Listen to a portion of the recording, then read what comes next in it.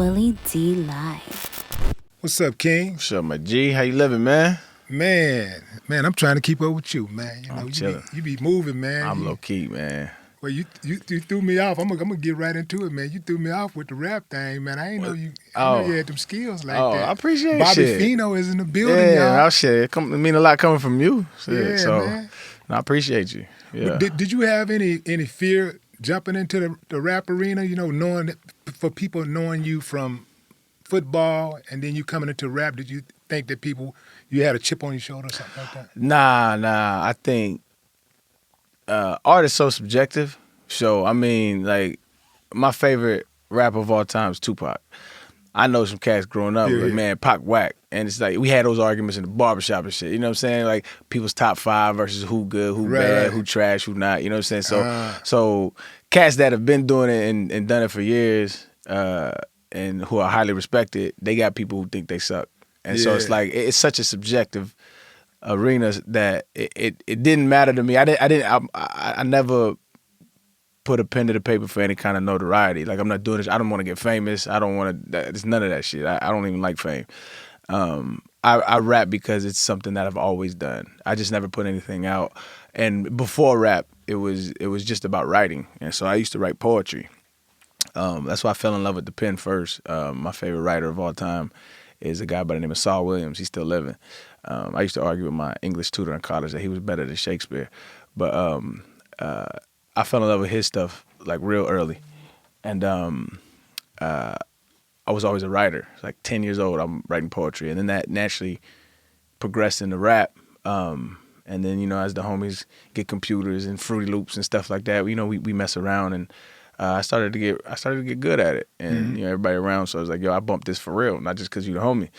And so while I played, I don't think I was able to give it the love that I felt it needed. The attention, because I'm about, like, I respect, you know, the artistry. I respect the composition of it. Like, I'm a fan first, and so my music taste is very, you know, it's eclectic. So I grew up on like Patsy Cline and shit like that. The Eagles, the Beatles, and on my father's side, we played Confunction and Parliament and the Temps, and like that. I grew up with like this very diverse palette of music. So I gave me a super appreciation for it, and so that is reflected in my music. It's not just, and this is no disrespect to anybody how they make their art, but for me, it was like it's about chord progressions. It's about you know, the composition and how it all blends together, and I care about that shit. So. It wasn't never made. It's a long ass answer, but I didn't ever make this shit for anybody else but me. It's just a part of who I am. I'll be making music forever, whether I put it out or not. Well, you made a very strong point when you said that art is subjective, because I hear that top 5 stuff and top 10 and top this. And I'm like, well, my name, you cocksucking mother. You know, I be saying like stuff like that, you know. I be saying it to myself. Yeah. But you should be in your top. I'm in my top 5. You know, well, I appreciate it, man. You know, and you should be. You know what I'm saying? But it's like, I look at it like, when I think of my top 5, I just think about who I listen to the most, not necessarily who is the best. Yeah. Right? Because that's what it really there's a difference, yeah. Yeah, that's what it really comes down to, in my opinion. It's like, who do you listen to the most is probably going to be who you're going to sway towards, you know?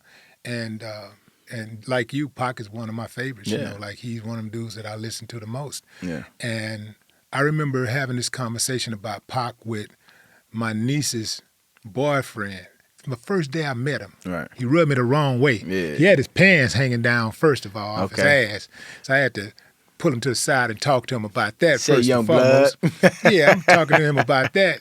So we get into the music. Yeah. And he's a huge Kodak Black fan. I'm talking about Kodak Black fanatic. Yeah. So we talking, and it was very calm and respectful in the beginning, you know.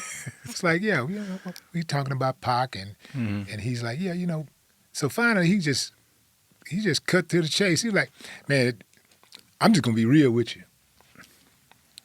Pac cool, man, but like for our generation, it's Kodak Black, man. Pop can't touch Kodak Black. I said, man, oh Lord. Yeah, man. I was like, man, it's blasphemy, man. I said, you know what? Yeah. I just stopped. Yeah. And I was like, you know what? That's it, bro. I ain't got nothing else to say to you. You can't argue people's feelings. I could not. And I realized that, man, it really drove home the point of art being subjective, man. And it's like, it's very different, especially with rap. Like, you'll never hear, it's such a competitive sport because you'll never hear country fans sitting around talking about something, hey, give me your top 5 country artists. Like, they never do that. Right? It's just us. And for whatever reason, right, we can get into the politics of that. But I would, you know what? I would like you to get into that though, because I know you know, I really do respect your mind, man. You because you are an eclectic person. You think outside of the box. Nobody can box you in. I would like your opinion on why is it that we always have to pit one another against each other. Right.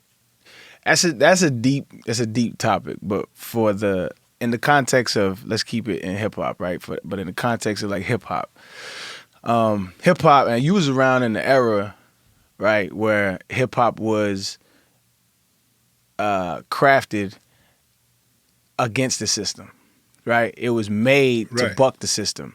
It came from cats who couldn't afford instruments, and cats who was from the projects and said, "This is how we're gonna take it, and we're gonna create some of our own." And it's fuck the system. It was against the police, it was against the government, it was just all that stuff. Right. This is our voice. And what I believe happened, it's just my opinion, was over time that anti-system sentiment echoed throughout America, especially white America. The young kids, they start listening to it. Older white America, how can we commodify this? If they like it, they like it. If you can't beat them, join them. And they found a way to monetize it. So much so in the way that became the core message when they did start to monetize it. Okay, we got to break them off a little piece of the cats that are making the money, the rappers. But when they started feeding it to the young brothers that came from nothing, they started making money. That became the core message of hip hop. So now the roles are reversed. It's no longer against the system. Hip hop is the system now. It's all about money. It's all about, when you get into rap beefs, it's about who has the most fans, who's selling out the most shows. It's not about lyrical combat anymore, which, you know, that's like an old head take, but it's the truth. And for example, like young cats, like there's that old saying, like, there's honor amongst thieves, and so there was always honor in a lot of the stuff that we did and we grew up on. Like now, what people have realized, like young cats, like say 6ix9ine, right? What people have realized is, like, trolling is profitable. It doesn't matter. Attention is profitable. Social media buzz is profitable. So it doesn't matter how they get it. There's no honor in it, right? It's just get it how you can. Get it how you can, and they do. And it's, like I said, that is the system. The system it's about getting money, and that became the message of hip hop. That became the Trojan horse. It really was a Trojan horse. They let it in, and it's to me, it's infected everything about hip hop. But to take a step back, and that's the society that we live in, it's a capitalistic society. It's about profits, and so in capitalism, it's always profits over people. And so that was what was powerful about hip hop. It was a people movement. It was about people. It was about neighborhoods, protecting neighborhoods. Even gang. My father grew up in South Central LA. Back in the 60s, 70s, gangs were made to protect people from police. And the system gets a hold of it, money gets a hold of it, and it corrupts everything. And so that to me, that's the core of it. It's the haves versus the have-nots, and when the have-nots have, they turn right back into the system that they loathe. Wow. Yeah, that's true. You can see it everywhere you look. Disrespect is also profitable. It's part of trolling. Being very disrespectful. The more disrespectful you can be.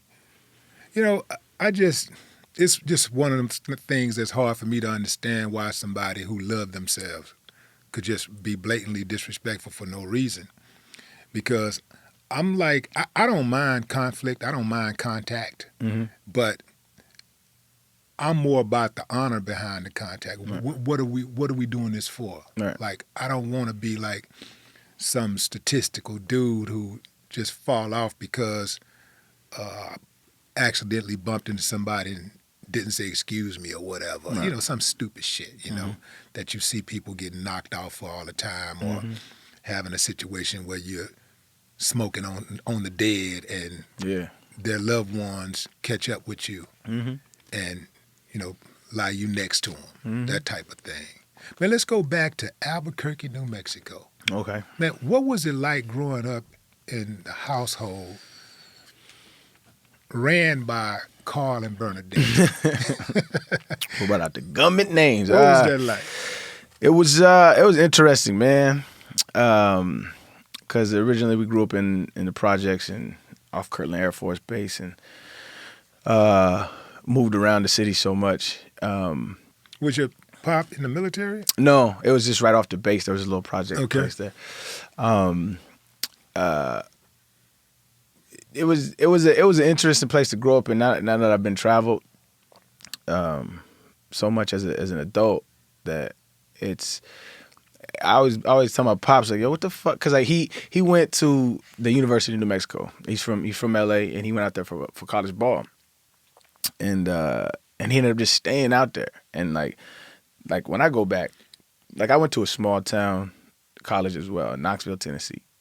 And so I'll be telling my dad, like, yo, what the fuck made you stay? Like, why would you stay in Albuquerque? And I mean, nothing against Albuquerque, but it's like, you from a big city, you understand, in order to make moves and try to, you know, strive and if you have a lot of ambition, small cities like that are very hard to have upward mobility in. Those are like towns like that, you know, you work at the post mill, your dad did, and, you know, it's generations of like workers. And there's not a lot of movement and growth there unless you're inventing something.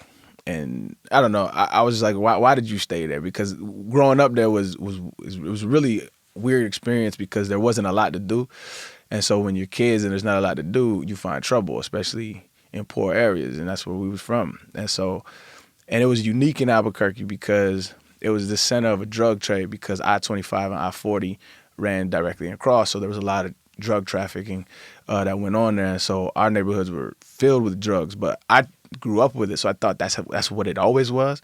And so it wasn't like crack and like a lot. It was a lot of weed, but it was more so like mushrooms and meth and shit like that, and like wild drugs that, like, you seen Breaking Bad? Did I see Breaking Bad? I don't think I did. Well, Breaking Bad is like this. You heard of it though, right? Yeah, I heard of it. Yeah. It was like meth labs and shit like that. Yeah. Like that's a real thing. Like people was doing a lot of drugs at a young age. Like when I moved to California for high school, and San Diego, right? Yeah, San Diego. Yeah. And I kind of looked at everybody like kind of prude almost, like y'all ain't into this, like y'all don't be getting down, like, because I was just used to it. Like it was like we was rolling weed in class, like that type shit. Like you think you going to California, it's definitely gonna be faster than where you come from. And it wasn't. And so but by that time my head was on straight and everything. But I mean, that's why I ended up moving, was because I was just doing bad. It was just that it was the environment. The environment was very lackadaisical, not a lot of push. There wasn't a lot of adults around me anyway at the time that were pushing me in the right direction. A lot of people there go there and they get really stagnant because the food is amazing. It's a very slow-paced city. It's like where you go to retire. And for young kids, there's not a lot of like ambitious drive to go do shit. And so a lot of us got caught and stuck in that cycle. And I got lucky, and my dad was like, nah, we're going to get you up out of here. So when him and my mom divorced, he moved me out to San Diego, which opened my eyes because it was like, it's different. Like, and granted, this is just my experience, but it just felt like really like crabs in a barrel in Albuquerque. Like nobody wanted to see you go. Like adults, there were some, of course, but like I remember my brother's high school coach told recruiters that he didn't want to play football. and we found that out after. He was like, what the fuck, like, which wasn't true. Like, it was little shit like that. And then when I went to San Diego, we had a dude at our high school that, that's what he did. He took your highlight tapes and he shipped them off to every college that he knew. You know what I'm saying? Because it was a good look for him, it was a good look for us, and it was a good look for the city. And so they wanted you to go. Everybody wanted you to go. And it was just it was night and day. And so when I got there, it was just, your mindset changes. And, my dad sat me down and he was like, yo, do you want to do this? And I was like, yeah. He's like, all right, do what I say. And so I used to right before school, I used to run on the beach and lift weights and just work my ass off, man. Run hills, all that shit. They used to make fun of me because all I used to do was work out. Yeah. Yeah. Was it at Mission Bay that you started like playing linebacker? What when you play linebacker? I didn't even know you played linebacker, but yeah, you gotta play always in high school, man. You play linebacker at Mission Bay, right? Yeah. I was checking out some of your stats, and man, you hit up Claremont for 321 yards. Oh man! But you was in a zone, man. I ain't even thought about that shit. Say, man, how do you process something like that? I just ran for 321 yards. Do you think you're going to hit 321 every time after that? At least 300 yards? Honestly, dog, I'm sure some dudes do or did. I never thought of it like that. Honestly, I know it's kind of cliche, and like I don't got no reason to lie now. I'm 36, I'm done, I've been done with ball.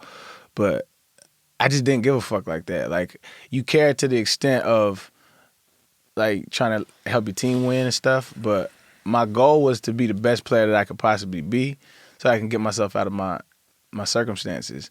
And I never thought about it in terms of like, I'm about to ball, I'm about to get there, it was just like, I'm gonna do well.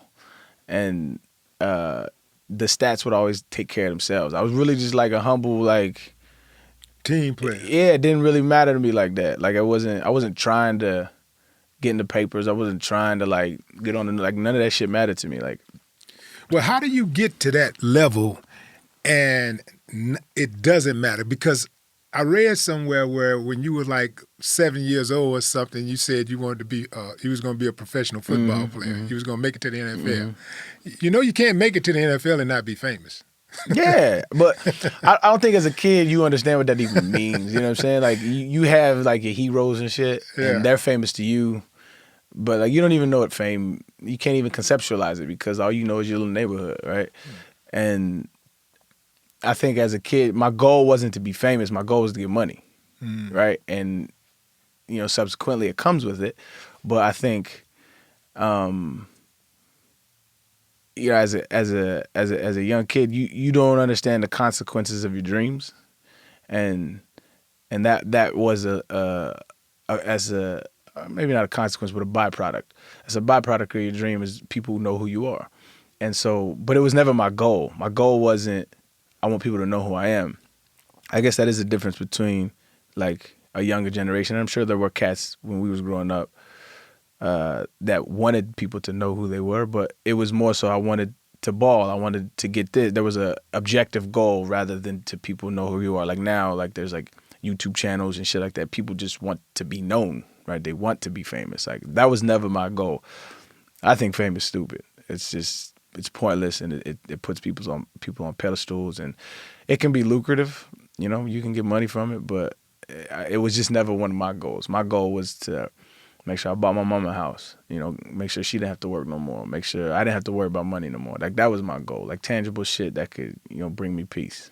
So it was important for you to make it to the NFL. Oh, absolutely, yeah. So your junior year in college, yeah, you shine.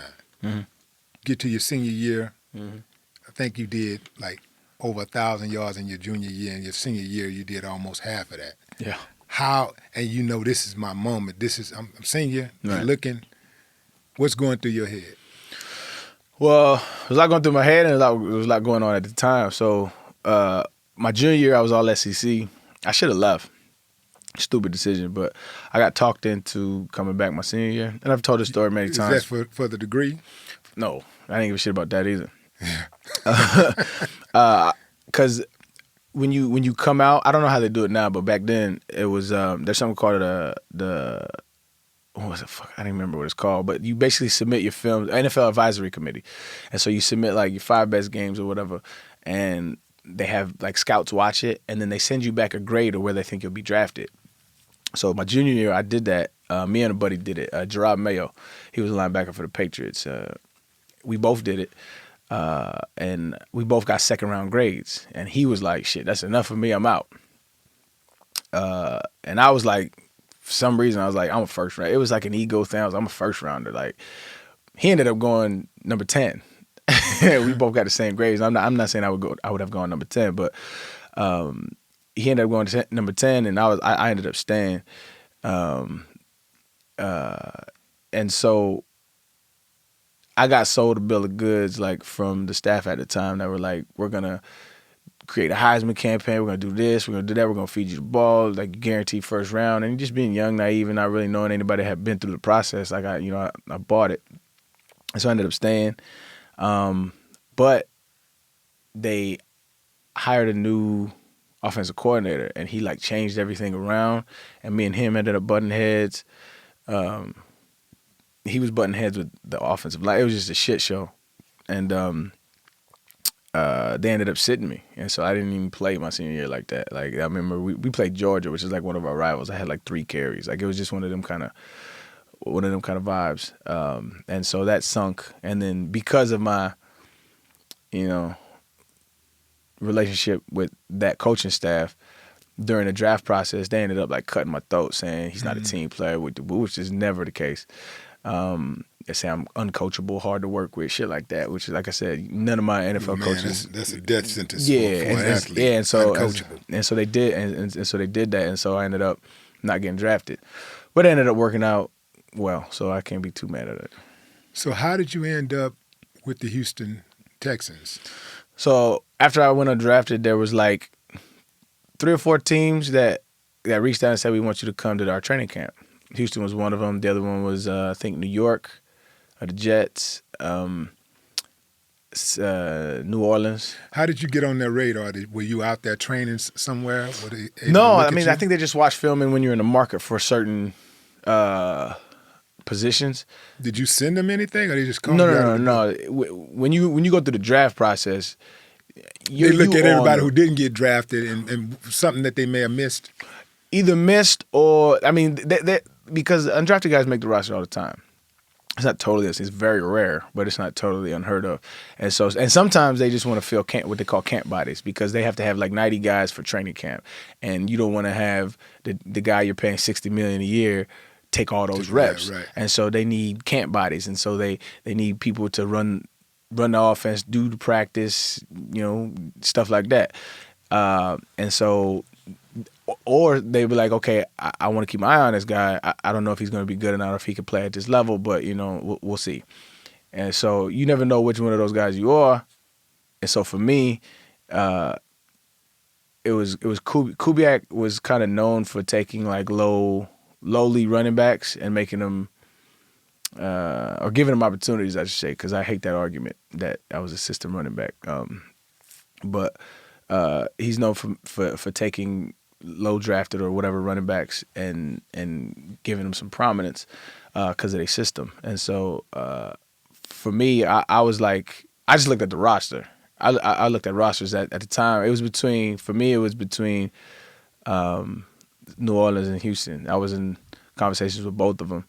And at the time, I think you came here because we had that rap shit on lock. I think at the time, New Orleans had Reggie Bush and had one more cat, Pierre something. It's been a while. And then here they had Steve Slayton, Chris Brown, and Ryan Moats. And I just felt like I was better than all of them. And so I was like, if they give me an opportunity, at least I'll be Slayton's backup. Like that was my mind. I was like, I can at least show them I'm better than those other 2 dudes. Mm-hmm. And so that was my mindset going in. But when I got there, I was like, oh, I'm better than Steve too. No disrespect to the homie, that's my dude. But that's just what I felt. I mean, I'm pretty sure he felt that about me as well. But that's just how I felt when I got there. I was like, I'm just better. And so it gave me the confidence to do what I did. Yeah. Yeah. And you did it, man. 4 times Pro Bowler. Yeah. You 2-time All-Pro, All-Team. You two-time rushing touchdowns champ, and NFL rushing yards leader. 2010. That's impressive, man. Anytime you can be at the top of your game, and everybody know it. Yeah. I mean, I don't care how fleeting the moment is or how long it lasts. That's some big shit, especially in a sport that is competitive as football. Yeah. You, at a moment in history, was the best. Yeah, no. At what you did, period. Yeah, I shed some tears for that one because it was like, especially because it was an undrafted grind, right? It was like, shit, I went undrafted, and then in my rookie year, and then that very next year, I was all pro. And it was like, I mean, I you didn't had a chip on your shoulder. Well, at that point, and it wasn't even like any other teams. It was like I had a chip on my shoulder for my team, for Houston. I was like, y'all miss me too. Yeah. You know what I'm saying? Y'all had 7 chances to get me as well. So it was like, I just wanted to prove, more than anything, I wanted to prove myself, like, yo, I can play here. But even when you prove that you can play there, there's still motherfuckers that be like, I don't know. And so it's just like, that was my goal. For anybody young out there who's either in sports or in the business world or whatever, this mindset saved me. This mindset right here that says, every day I'm gonna show them why I should be here. I'm gonna wow them every single day. And it's just relentless, like every single day. Like, you gonna film me every single day. You gonna turn that film on and you gonna see like, damn, god damn, this fucker won't go away. He is doing something every day to make us say wow. And I did. And that was my goal, and that was my mindset. It was just like, y'all gonna film me every single day. Like, I remember I used to get, matter of fact, he the head coach now, Miko. Miko's the head coach at Houston. I remember one time we was this was during the season, and I'm on practice squad. They cut me and ended up cutting me, but I was on practice squad my rookie year. And I'm grinding. I had just had a daughter, and she's 13 now. That's how time flies. But I had just had a daughter, and I was on practice squad. And practice squad dudes get cut like that. Like, it's not like one day dude here, one day dude gone. They don't care. They'll cut you on practice squad because they have another guy on waivers who has the same body build as the dude you're going to their defense going against the next week. Like, it's just they don't it's a business. And so my goal was like, yo, you not cutting me. And so I sat down with my coach. He was like, make them motherfuckers on the other side of the ball defense and make them work. He's like, that's how you gonna stay on practice squad. I said, make them work. And I was like, say less. And so during the week I was dogging them, like dogging Miko, dogging Mario Williams, dogging all of them. And then one time Miko said, hey, man, I'm just trying to get a look. He said, cut that shit out. I was like, I told him, I said, you going to feed my daughter? I said, I didn't think so. I said, good luck. And so I just kept dogging them, like all of them. And so after a while, they was like, yo, we got to attempt to get this man a ball because he's dogging our ones. And so they ended up pulling me up. And the rest is history. Initially, your dad was not supportive of you playing football, right? Nah, he didn't want me to play. He thought that you were too young to play? No, my pops is an old school rebel, man, and the reason why he stopped playing was because of politics. So he was trying to protect you. Yeah, he there's a political side of the game which I saw very well with my own eyes, where it's just like sometimes it's not about who the best is. It's about who they paying. It's about whose ass you kissing. It's about saying and doing the right things, and it gets very tiresome. It's a game you got to play outside of the game, and he was just like, he wanted to shield me from that, but you know, because he played, that was my dad. I wanted to be like my dad, so I wanted to play. And so, but I mean, after he let us play, then he was all in, then he's coaching us, and you know what I'm saying, I'm very grateful to have a father that was involved like that, you know, because, you know, like I said, I used to get clowned on by some of my like high school players, you know what I'm saying, just the homies, right? Talking shit, like Pop's always making you run, like he's always like a drill sergeant, whoopty whoop. Was he harder on you than the other players? Yeah, absolutely.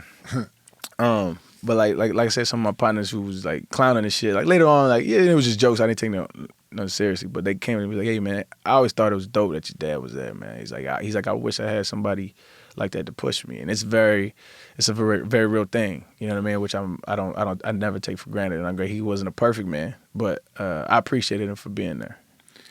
Did you ever reach the point where you was that coach's kid where you said, man, I wish I wasn't the coach's kid. I wish you just get off my back. Nah. I mean, it wasn't that type. He wasn't an asshole. he sat me down and he was like, "Do you want to make it to the NFL?" This was when I was middle school, and I was like, "Yeah." He's like, "If this is what you want to do," he said, "Listen to me because I know how to get there." And I was like, "Let's go." And so I was one of them kids that I didn't know how to get to the NFL. And you say you do, show me. And so I just did what he said. It wasn't like I didn't really talk back. Like I wasn't like the work didn't bother me. So when he said at 12 years old, "Here's a bike. Go take your bike to this hill," which was like 6 miles away. Go ride your bike to this hill and go run a hill 3 times a week. When he said that, I was like, all right, I did it because I saw the results so fast. So when I'm in Little League, I'm scoring 5, 6 touchdowns a game. And it's like, if this man is, this is a blueprint. Like it's working. So why go against it? And so I was never afraid of the work. You know what I'm saying? I think that's a lot of the time people be afraid of the work. I enjoy the work. Like, what else you gonna do?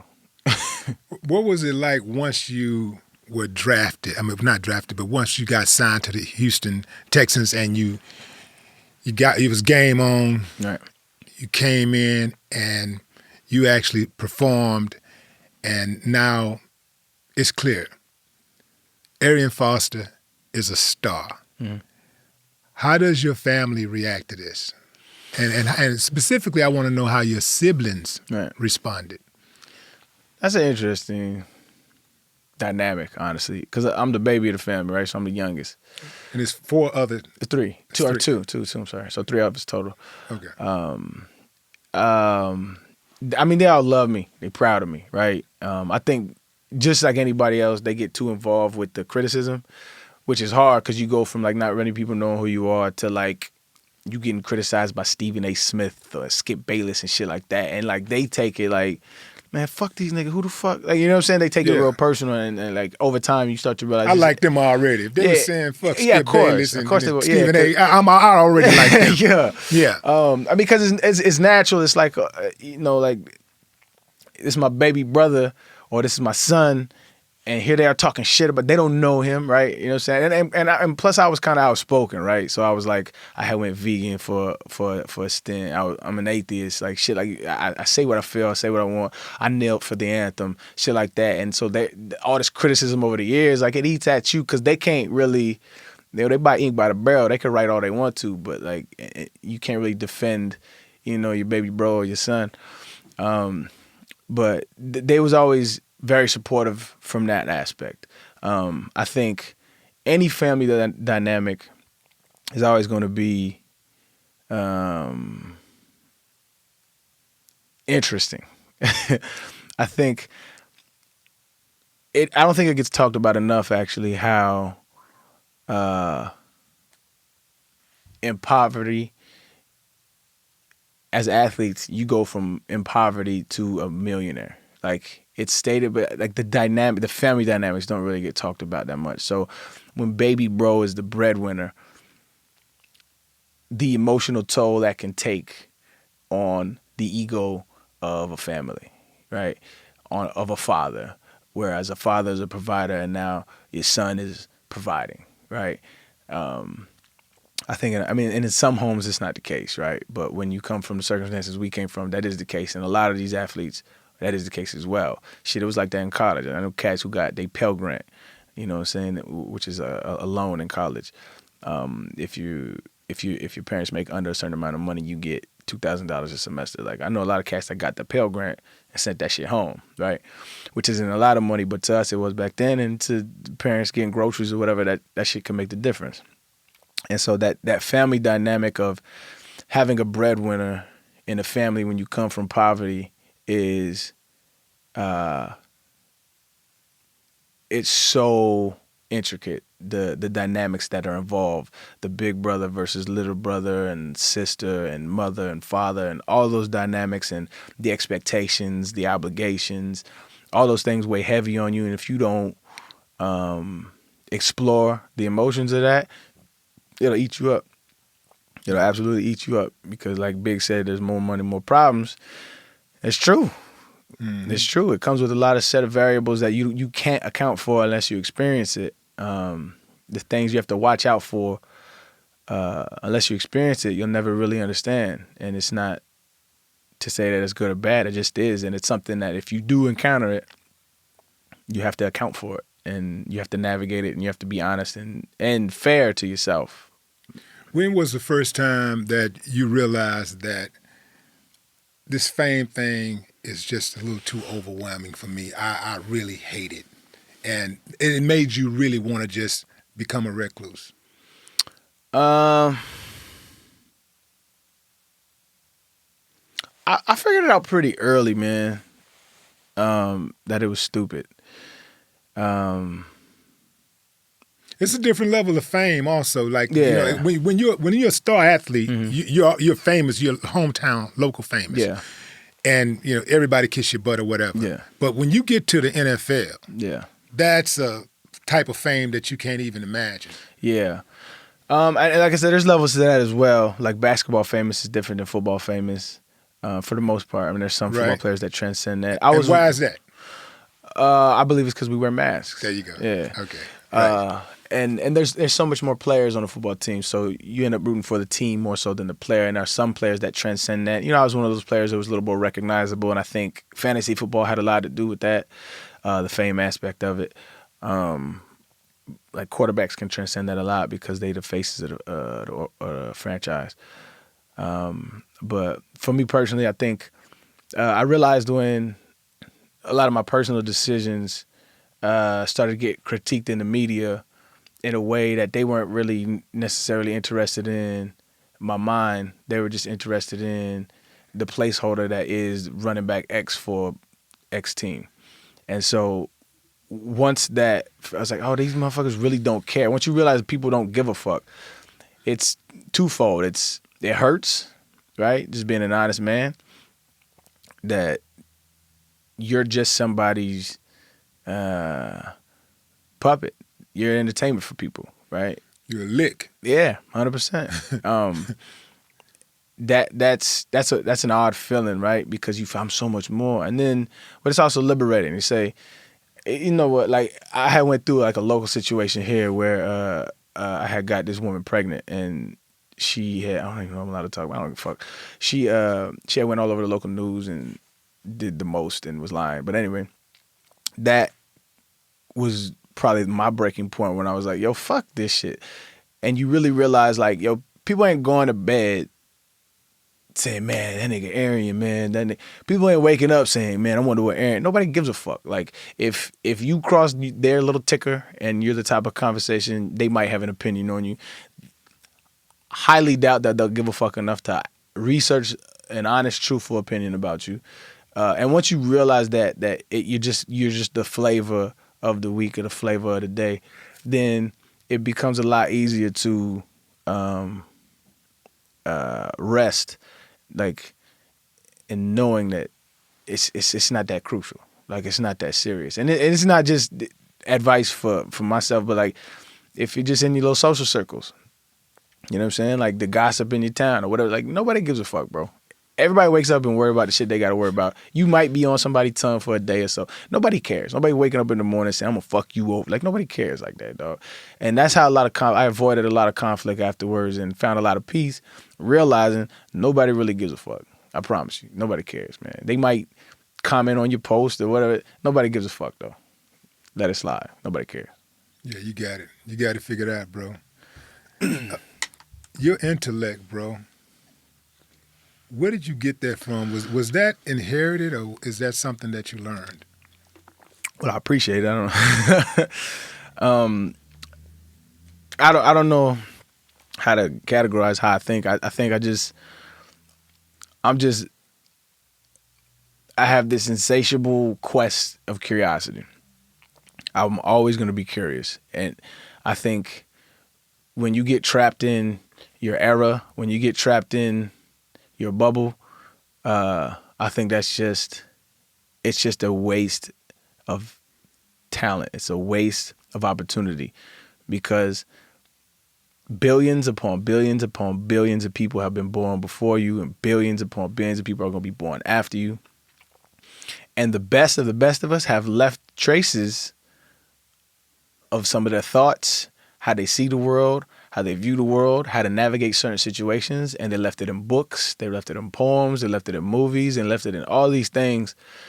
Different societies, different ways to think about things, different ways to navigate situations. And if you get stuck in your little circle on how to do things and how this is, you're gonna miss out opportunity on a world of people who are brilliant. And I'm a sponge. I soak it all in. And I don't have an ego when it comes to like learning. Like people are always afraid to be wrong. And it's the internet culture, right? So it's like if you say something and be like, oh, this is wrong, and people attack you for it, and you have an ego in it when you're like, no, this isn't, and there's that ego involved when it's like, oh, you could just easily be, oh, okay, I was wrong. That's what's up. Now I know it, whatever that thing is. And there's like a stigma about being wrong, which is weird as fuck to me. Like, there's nothing wrong with being wrong. That just means you have an opportunity to learn, right? If you're open enough to receive the information. You have to be open enough to receive the information, though. But that's a slippery slope too, because a lot of people don't understand how to be right or how to be wrong. That's a whole nother conversation. But I think in general, if I'm just an open cat, bro. Like I really just, I grew up how I grew up, but I'm always interested in talking to. I'm the type of dude who will strike a conversation with a 90-year-old man in an airport. I'm like, yo, give me your 3 keys to life. You know what I'm saying? Or give me something that you learned that you talk to your 30-year-old self. Like anytime I'm around like somebody who's old like that, I always say, give me advice to your 30-year-old self. Like if you were sitting next to your 30-year-old self, like what would you tell them? Because like they're at the end of their line. You know, they have thoughts and reflections, and when you start getting older, you start to reflect and you start to compartmentalize your life and really trying to piece it together and make sense of it because it's about to be over. And so I've been doing that since I was a kid for whatever reason, trying to make sense of this shit. And when you're at the end of your rope, you've had all this experience. I need that. Did you ever get in trouble in school with trying to like maybe show up the teacher or something with your intelligence? Like yeah. Prove her wrong. Yeah. Or him wrong. Yeah. Yeah. When I was younger, I was a little bit more combative. I think what it was like I understood this, and especially my father. I grew up. My father was Muslim, and it wasn't like the Eastern Muslims. It was like FOI, so the Nation of Islam. Mm-hmm. And so what I really appreciated about them was they were really keen on understanding the Bible. You had to understand the Bible. You had to understand the Quran. And you had to understand history, especially Black history. And so our household was filled with lots of these conversations, lots of these talks. And so I would challenge a lot of the status quo. Like, so when I remember I was in 7th grade, and it was just to be a dick. I didn't have any kind of like moral, any kind of race to win. Every day we would stand for the Pledge of Allegiance. And I was like, it's just so stupid that we have to do this. It's dumb. I was like, what are we pledging to? And I remember having a conversation with my dad. I was like, why do we have to do that? I was like, it's so dumb. And he was like, you don't. I was like, what do you mean we don't? He was like, it's your constitutional right. It's freedom of speech. You don't have to stand for anything. I was like, say word? I was like, bet. The next day, 7th grade science class. I think it was Mr. Jacobson. Everybody stand for the pledge. I sat. He's like, Arian, stand up. And I was like, no. And he's like, Arian, stand up. And I'm like, no. I was like, it's my constitutional right. 7th grade. And he said, well, go outside. I was like, cool. So I went outside, and when I come back, when it was done, I came back in. He said, go to the office. And I was like, okay, cool. Went to the office. They called my dad, and he was like, he doesn't have to stand. It's the whole shit. He went to it, and they went back in class with a little smirk on my face, like I won something. Just combative for no reason. But it was more for that. It wasn't like like I said, I was a sponge in school. I was always trying to learn shit. But systems and status quo that didn't make sense to me, I would always challenge those all the time. How did that not standing for the flag translate into your pro career? Even in high school, because they stand for the flag. Yeah, like I said, that was like a one-off. That was just to be a dick to that teacher. And so like there was no principle, there was no guiding principle there. But when I got to the league and the whole Kaepernick thing kicked off, I was with it initially because of his original premise. Damn, has it been that long? I thought you left 16. the league in 16? Mm-hmm. It was 2016. Damn. Yeah, it's been man. Them years almost 10 years, bro. Damn. But when he did that, I understood his premise, and I had a conversation with him. Had a conversation with a lot of cats across the league, and most didn't want to do it. They were like, "We don't want to disrespect the military," which has nothing to do with the military, but propaganda going propaganda. Mm-hmm. And so when we originally did it, I was doing it to support his protest and obviously to stop the sanction, killing of black folks by government officials, or to protest it. And since that, doing a lot of digging and research, and obviously this is well known, but at the time it wasn't. I never thought 3 seconds into digging into the history of the national anthem. But when you dig into the history of the national anthem, it was written by racists, and it was written with three verses, and one of the verses is talking about what they do with a caught slave. Yeah. And I'm like, fuck this song. And like to this day, like a lot of folks get offended when you say that, or that like you should feel a certain way about America and its songs. So I will never stand for that song again. I feel like we have some of the greatest entertainers, writers, composers in the history of humankind. We can write something better than that shit. That shit sucks. The song sucks. The words suck. I'm never standing for that shit again. Yeah, I heard that Arian Foster will never stand for the national anthem again. I second that motion. I second that emotion because the national flag, the national anthem, and its author suck monkey nuts. That's one way to put it. Yeah, absolutely, man. I really do feel like, wow, it's a lot of pressure put on people to actually stand because everybody's standing and you're just sitting there. Because I did it the other day at a game and I just sat there like. Yeah, I don't understand. Yeah, and the thing is that I wonder how many of them would stand if the shoe was on the other foot and they discovered that this song that sounds so wonderful was written by someone who was calling for, there was a verse in there that was calling for the murder, the slaughter of Caucasian people. How would they feel about that? I'm unsure, man. I think at this point, people are just on teams. And so it ain't about the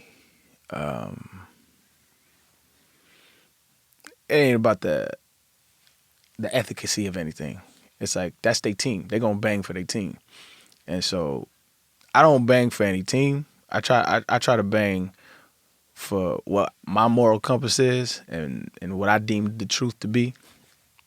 And me not standing for a flag does nothing. It says nothing about my respect for it. It says nothing about my non-respect for it. It has nothing to do with anything.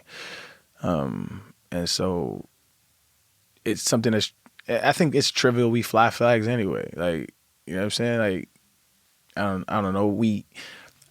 One of my favorite quotes of all time is by Cornel West. He has a book called Race Matters.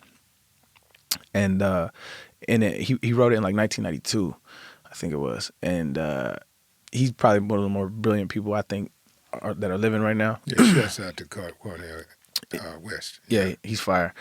But he said the gangbanger in South Central LA is speaking the same language as George Bush. They're doing the same things. Like, I had an argument with some Republican a while back saying the same thing. And I was like, there ain't nothing different in our inner cities, in gang members, than what we're doing in our military overseas. And he just was like, what? What are you talking about? And I'm like, think about it. What do you think cats is doing in the inner cities? What do you think they're just shooting each other because they like killing? What do you think it's for? It's over resources. It's over territory, and it's over resources. It's drug spots. They're banging for drug spots. And that turns into more beefs, right? It turns into you killed who, so now we got to go retaliate, right? Well, what do you think we're doing overseas? Fighting over territory and resources. And then it turns into, oh, you did this, you committed this war crime, so now we got to retaliate. There's no difference. And so when Cornel West says that, what he's doing is he's speaking to the condition, the human condition. But we otherize it here. We otherize it because who's doing it here?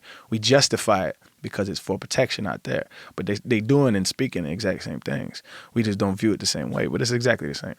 Yeah, just like murder. Like murder, you can kill as many people as you want in America as long as you get approval from the government. If it's government sanctioned, you can kill. They even have people that their job is executioner. I am an executioner for the state. That's what I do. I kill people for the state. Yep. So the state tells me I can kill, so I kill. Yep. I get a badge and a gun, and I get qualified immunity. I can kill people, you know? And so, but if you don't get on the team, if you're not on the team and you don't get one of those checks signed by them, then you can't just be killing people, because then you got to go to jail or they'll kill you and destroy you. That's the way that goes. The golden rule. Yeah.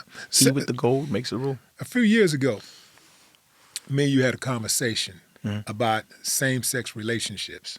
And you had a very interesting point that you made about that when I was talking about, I'm the traditional man for man, a man for woman. I was about to say, that ain't traditional. Yeah, a traditional man for woman, right? Mm-hmm. And you said something to the effect of, how do we know that's the right way? Mm-hmm. How do we know? Or how do we don't know? Well, I don't think there is a right or a wrong, especially when it comes to sexuality or sexual preferences. That usually stems from religious undertones and undercurrents that trickle all throughout our society, albeit Christian, Catholic, Muslim. Although Jesus never said a word about homosexuality. But aside from that, a lot of people say it's not natural because two people can't procreate, or two gay people can't procreate. To that, which I always respond is like, well, you have to define natural for me. And if you define it by the dictionary definition of natural, then it's, happenstance or things occurring in nature. And homosexuality is all in nature. There's animals all across the animal kingdom that participate in homosexual behavior. And so, what animals participate in homosexual behavior? A bunch, man. Dolphins, I think penguins, a bunch of them. There's a long litany list of it. Like, I don't have it pulled up. I'm easily. Well, I've seen dogs, but I've never seen dogs do it. Like, I'm unsure if dogs do females, but I ain't never seen a dog try to do a dog. Male or male. I'm unsure. Or female or female. I'm unsure, but I know dolphins do. I know. I ain't been around that many dolphins. Yeah, but maybe, yeah. I guess. I mean, no, it's not maybe. It's true. It's not. I didn't. It's not my proclamation. You know what I mean? But it's all throughout the animal kingdom, and so that's the nature argument doesn't make any sense to me because. But it's always you go down like rabbit holes when you talk about homosexuality, because if you talk about nature and the animal kingdom, humans like to differentiate themselves from the animal kingdom. And that gets into conversations about evolution. And if we can't agree that we're animals, then we're probably not going to agree at all. But we are animals, and we're a part of the animal kingdom. We have transcended our environment almost. Well, in a sense, we create our environment. But yeah, I just think it's a natural part. I think your sexual preference is your sexual preference. It doesn't bother me none. It isn't about, like, I know a lot of the, especially in our community, it's like, man, well, the kids don't need to be seeing that. And I'm like, every gay person I've ever seen, I mean, I've never seen somebody gay who was like, I'm gay because I saw somebody else be gay. It's like, I've seen men kiss. My uncle was gay. Like, growing up, I saw men kiss. Not once was I ever attracted to a man. It's just not, I'm not attracted to men. And so I just deem it as like, yo, let people be. Like, it don't bother me, don't bother you. Let people be. What do you say to people who say, well, we can't just let it be because if we, for example, going down the path for specifically black people where there is a clear agenda. It doesn't seem to be an agenda. There is an agenda to effeminate black males, to emasculate black males. You see it everywhere you go. You even see it in the schools. You see a lot of this where they trying to push the literature and bring in programs to tell kids that they can be this person or that person, however they feel like being. That's whatever they identify it, no matter what their age is, even as young as 4 years old, you can be that. And they actually are enacting laws to protect the kids to be that way and without informing the parents. So what do you think about that? I would disagree. Two of my sisters are teachers. My ex-girlfriend's a teacher. I know a lot of teachers. There's nothing in the curriculum, a state issue curriculum, that says make kids try to be more feminine. What they're doing is they're doing inclusive things. So they'll talk about sexuality, which I think is important to talk about. Why wouldn't we want to educate our kids about sexuality in general? What's a good age to start? That's a hard conversation, but I think that's subjective, and you're always gonna have people disagree with that. For me, I don't think you should show a child porno, right? I don't think that is what we're talking about. But I think if you're talking... No, that's what I'm talking about. They're doing that. They're not showing kids porn. I'm telling you, man, I've seen it. I've seen it. They got a book. Mm-hmm. They got a book right now that's in some of the schools. I mean, I'll show it to you after the show. Yeah. But there's a book. No, Google that shit now. There's a book out. Okay, we're going to get it right now. All right. Because I hear a lot of these arguments, and these are a lot of Republican talking points, which I know you're not a fan of, but a lot of these arguments are there's an agenda, there is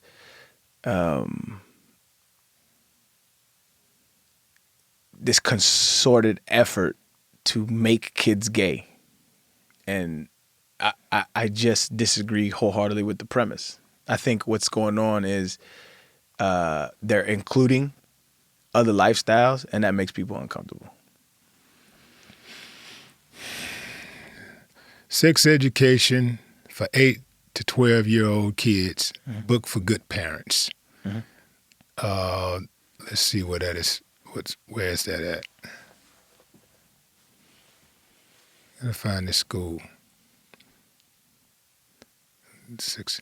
Hey, Memo, can y'all look that up for me? Look up that book. It's a book out there that talks about kids where they have this book in the schools where they're showing adults having sex, and the book is being distributed in certain schools. Look that up for me and let me know. Homosexuality has been a part of our lineage as human beings since our inception. You know what? You know what? You're right. I agree. You're right. I agree. You're right. I give you that. You're right. So I think the issue always comes down to this, which I appreciate you conceding that, because the issue to me has never been about that. That's always they're trying to do this so that it's just the internet has brought people into other people's worlds, which they had no way of coming into. For instance, I'm online. I play this video game called Valorant, right? It's a shooter game, right? Ain't nothing but a bunch of teenagers and 20-year-olds on there, like just playing. It's like Call of Duty, right? Now I'm listening to them talk, and they say, "Oh, that's cap." They do. They talk like us, and I'm like, a part of me's like, why the fuck are they talking like us, right? But that's me not understanding the world I live in, right? I finally accepted the fact that the internet has given a window to the neighborhoods that we grew up in. The internet has given a window to the projects. Music has given a window to the projects, to where that they can peek in from the sidelines of how we lived, and then they can take the cool parts of our culture and use it however they want. It's just the world we live in. Now, what it's also done is it's given you a window into how people feel about sexuality. It's giving you a window to how people feel about a lot of different sexual issues in our country. And it doesn't make you comfortable. It's something that you're not used to. And while I grew up very similar to you, where it wasn't, to be gay was like, oh, bro, that's gay as hell. You gay, you fruity, you soft. I grew up in that same mindset. But what I realized over time was those cats was always there feeling like they talking shit about me, but they had no way to express it. What the internet has connected them and gave them unity and said, okay, it's time for us to start speaking out for and with each other, because this is hurting people. This hurts people. This is why you see a lot of high suicide rates in these communities, because they've been bullied for centuries. And they're finally getting a voice, and they're finally getting people to say, that shit hurts. It's not cancel culture. It's, yo, when you say this, it affects me. It shit bothers me. Just like when you dig back into old white people tweets and they say, and you see nigger this, nigger that, it's not cancel culture. It's just like, yo, you can't say that shit, dog. You can, but there's consequences, right? It affects people. And once those windows have started being open, there's a lot of uncomfortable conversations that people have to have. And this is part of it. We're just living in the middle of it. Would you agree that at the very minimum that they are trying to break up the black family nucleus of man and woman? Would you agree to that? By putting this literature and stuff in the schools and telling these kids they can do this or be this, whatever they want, or all that type of stuff. And I don't think you spoke to that either. I don't think you actually spoke to this gender thing, where these kids are changing their gender, right, having the right to change their gender. We can have that conversation too, but to your initial question, no, but it's not a hard no, but what I think it's just different. I don't think that they give a fuck. And what I mean by that is I don't think that they some evil scheming smart enough to plant sexuality and to have some arbitrary goal. I don't think that's the case. I think what's actually going on is what's always been going on in this country is that they want and need poor people to be poor. And race is an absolute factor in that. And it will always disproportionately affect black folks because this country has always slighted our communities. And anything bad is going to have a worse effect on black people. Yes, that's why they talk about environmental racism, food racism. It's because it disproportionately affects, even COVID, that disproportionately affected our neighborhoods because we live tighter and closer areas, whereas white folks demographically on general and average are more spread out because they have more land. So I don't think that it's a concerted effort. I think these people in this country, these politicians, these billionaires, these upper millionaires, they don't give a fuck about people. They don't give a fuck about us enough to have equity, to have equality. And so a lot of the shit that you see is a byproduct of them trying to suffocate people with resources, economically, through job opportunities. And so I think all these culture wars that we fight amongst it are fucking pointless. You're not gonna stop people being gay. Gay people being gay for I don't know how long. Before, I used to study philosophy, right, in college. That's what I went to school for. Plato, Socrates, Aristotle. Back then, a bunch of them dudes was gay. Bunch of them. Mm-hmm. You're never gonna stop people from liking men liking men, women liking men, and women liking women. If it's protection you're worried about, then let's teach and show kids how to properly handle weapons. Let's arm ourselves if that's the issue. But the culture wars don't do anything but divide. And I take you, are you a religious man? Do you believe in? No, I'm a spiritual man. Okay, but do you believe in the Bible? No. Okay. Well, there's a quote in there that I like. I tell you what I do like. I do like the principle. I do like many of the principles. I'm an atheist, but I think there's a lot of good stuff in there, and one of them is that quote unquote God said, "I'm not the author of confusion," and so I think that's a very powerful statement. If you want to uphold a community, then I think the strongest way to do that is to have tough conversations, but then move on and let's not divide. Let's not divide and conquer. Is that not what we try to avoid, and that's not what we've seen the oppressor in this country do time after time again, is divide and conquer. It's just divisive. Who gives a shit where another man sticks his shit? I don't give a fuck. As long as you ain't harming nobody, do your thing. Do your thing. But you can't tell me gay men can't protect. You can't tell me gay women don't have the desire. Like, it's just, there's just no data behind it. I think it's just culture wars to scare people and to divide us. We're already divided. Some of our greatest black leaders were gay. Some of the greatest black leaders were gay. It's like, you can fight that fight and still like men. Don't got nothing to do with me. What's going on with this Bobby Fino, man? What's up with Bobby Fino? Honestly, man, I've just been golfing a lot lately. I always make music. I'm always making it. I got thousands of songs recorded. It's just if I put out anything now, it'll have to be so dope that I just love it, because I don't know. Albums are kind of losing their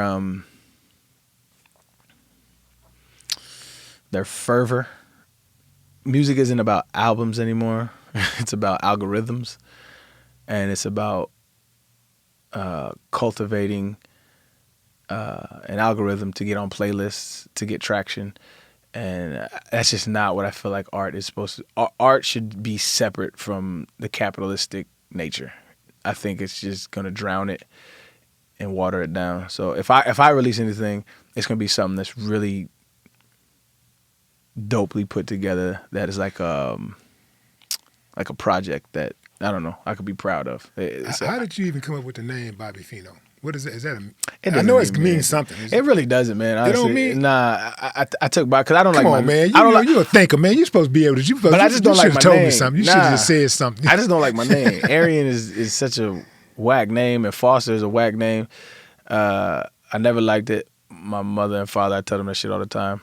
Name is whack. And so Bobby, I just jacked that from, I don't know if you know Bobby McFerrin. Who? Bobby McFerrin. He's the one that did Don't Worry, Be Happy. No, Don't Worry, Be Happy. But he's like a vocal. He's one of my favorite artists of all time. He's like a vocal virtuoso. He's fucking insane, dog. He could just do anything with his voice, and so he's one of my favorites. So I kind of just jacked that, and I couldn't tell you where Fino came up with. I just sounded cool at the time. I've had it for years. I don't know what it means. I'm trying to get this out here. When you meet people, let's say, are you in a relationship currently? Mm-mm. Okay, so when you meet a woman, mm-hmm. how fast do you let her know that you're an atheist? It depends on how the conversation flows. It's not like an identifying qualifier for me. It's like, it's not nothing. It's descriptive. It's not like I don't have an atheist community member meeting. It's just a description of a belief system that I don't have. Do you date Christian women? I have, yeah. How did that go? It's fine. I think once people and women mostly, once they get to know me and know my mind, they understand I'm a good dude, and I have a very similar morality that they do. How do you convince someone that you are a good dude and you're an atheist? Because you have people that will say, "Oh, he's an atheist," and they start immediately like looking around, like trying to distance themselves, like they're gonna get struck by lightning or something, because you're around. Like how do you convince a person that, hey, I'm a good guy, I just don't believe in this pie in the sky thing, that you guys got this guy. I don't believe in it. I don't believe in the guy in the sky. Right. I don't believe in the burning bush, and then David did this, and then Joseph did this, and I don't believe in this stuff. I generally don't spend much time trying to convince anybody of anything. I would just tell them, like, if you have a conversation with somebody, judge after that. I usually hit them with their logic, right? Judge not, lest ye be judged. Mm-hmm. And so my resume is pretty solid, man. You're not gonna find nobody who's ever met me who'll be like, that dude's a snake, that dude's not solid. Like, if you've ever met me in any kind of real capacity, I'm a solid cat. And so I say what I mean, do what I say I'm gonna do. I live my life to try to maximize happiness for me and everybody around me, but I never do anything to compromise who I am. And I just try to be a good dude and try to spread that. All right. If that don't vibe with you, that's on you. What's the biggest difference, though, like being in your opinion, I know in general what this means, but in your opinion, atheists versus any religion. Mm-hmm. Like, what is it that atheists believe? It's not necessarily a belief. Don't think of it like it's a belief. Think of it like you're unconvinced. Because when you look at the etymology, which means like the root of the words, like atheist is, it's been a while since I've thought about this, but a theist is like a deity, and atheist is like non, or like lack of, and so it's like non-theist. And so agnosticism is the it's been a while since I talked about this. Agnosticism is the claim to knowledge. And so it's like, if I'm agnostic, what you're saying is you can't know either way, if there is or if there isn't, right? And so you can be an agnostic atheist. And so when you're agnostic, I tend not to like get too caught up in definitions, right? Because a lot of people, when they think atheist, this is what they think, right? You're this, you're that. They compartmentalize you. And so I go off of, okay, how would you categorize this? And I explain my thought process, and if they agree, okay, that's what I am. I don't have any tie to definitions. But what I tell people is, like, if I was to tell you, like, let's say, I heard a great analogy. Let's say this bottle was filled with jelly beans, right? And I would say, Willie, this bottle is full to the top with jelly beans, and there's an even number of jelly beans in there. Would you believe me? I absolutely would. Okay. For the sake of the argument, let's say you were not sure. Yeah, I wasn't. You would, and I would say absolutely, like, this has even number of jelly beans in there. What would you say? You trip. Would you believe me? You'd be like, you trip. Yeah, because there's a possibility of odd, right? It's either even or odd, right? Mm-hmm. It's an analogy to show you that we understand that there's jelly beans in here, but your knowing of even or odd, there's no way you could know unless you actually sit down and count. And so you just don't take my word that there's even. And so when you liken that to a deity, I'm not saying that there isn't a God. I'm saying there's no way of knowing. I remain unconvinced. Some people have said it's enough for them. I want to lay out the jelly beans and let's count them. I live my life like there isn't. But if there is, cool. I'm not against it. I know there's a lot of picketing sign atheists, and that's not me. I honestly don't really care. Like I said, I remain unconvinced. A lot of people feel very emotional and influenced by a higher power, which I can't relate to, but I respect.